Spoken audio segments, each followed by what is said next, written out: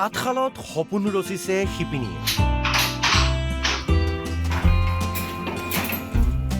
ৰহাৰ উদ্যমী মহিলাৰ চমক। অসমৰ মহিলাই তাঁতশালত সপোন ৰচে। অসমীয়া মহিলাৰ হাতৰ পৰশত প্ৰস্তুত হয় সুন্দৰ বস্ত্ৰ। অসমীয়া মহিলাৰ এই দক্ষতাৰ প্ৰতিফলন ঘটিছে ৰহাত। ৰহাৰ আমনিশালীত গঢ়ি উঠিছে হস্ততাঁত বয়ন শিল্পৰ এক উদ্যোগ। এগৰাকী দুগৰাকী নহয়, ৩৯০ গৰাকী শিপিনী জড়িত এই উদ্যোগত।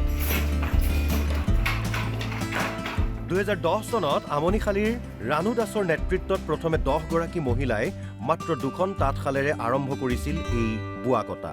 গ্ৰাহকৰ সঁহাৰি পাই সেই বছৰতেই গঠন কৰিলে লখিমী বোৱা কটা সমবায় সমিতি। ৬ মাহৰ ভিতৰতেই সমবায় সমিতিখনে লাভ কৰিলে অসম চৰকাৰৰ হস্ততাঁত আৰু বস্ত্ৰশিল্প বিভাগৰ পঞ্জীয়ন। তাৰ পাছৰে পৰা উভতি চাবলগীয়া হোৱা নাই এইসকল মহিলাই। সমবায় সমিতিখনে ২০১৭ চনত লাভ কৰিলে বয়ন শিল্পৰ এক প্ৰকল্প।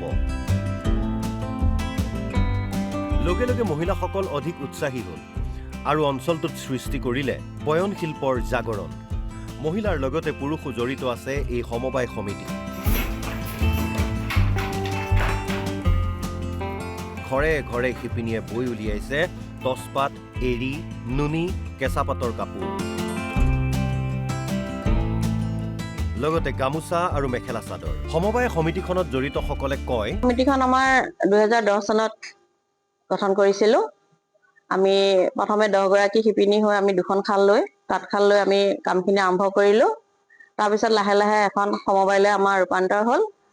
আৰু দ্বিতীয়তে আমি কামখিনি কৰোঁতে চৰকাৰৰ ফালৰ পৰা চাই চিতি আমাক পচন্দ কৰিলে। মই চৰকাৰৰ মেলাও মাৰিছোঁগৈ। তাৰপিছতে মোলৈ এটা প্ৰজেক্ট আগবঢ়ালে চৰকাৰৰ ফালৰ পৰা। ২০১৭ চনত আগবঢ়ালে আৰু তাৰপৰা এতিয়া মই ১০৫ গৰাকী মহিলালৈ কামখিনি বৰ্তমান আগবঢ়াই নিছোঁ। মই ধৰি লওক আজি ৮ বছৰমান ধৰি ইয়াত কাম কৰি আছোঁ। ইয়াত কাম কৰি মই ল'ৰা ছোৱালী পঢ়াই আছোঁ, সংসাৰখন চলি আছোঁ। তেনেকৈ মানে মই এনেই মুগা বওঁ, কিন্তু বৰ্তমান এতিয়া মুগা ওলাইছে কাৰণে এই চল বৈ আছোঁ। ৰহাৰ আমনিশালীৰ কাপোৰে দখল কৰিছে বজাৰ। চৰকাৰকো যোগান ধৰে বিভিন্ন বস্ত্ৰ। এই সমবায় সমিতিখনে বয়ন শিল্পৰ এক বিপ্লৱৰ সূচনা কৰিছে, দাঙি ধৰিছে স্বাৱলম্বিতাৰ নিদৰ্শন। ৰহাৰ পৰা মৃণাল তামুলীৰ ৰিপৰ্ট, অসম লাইভ 24।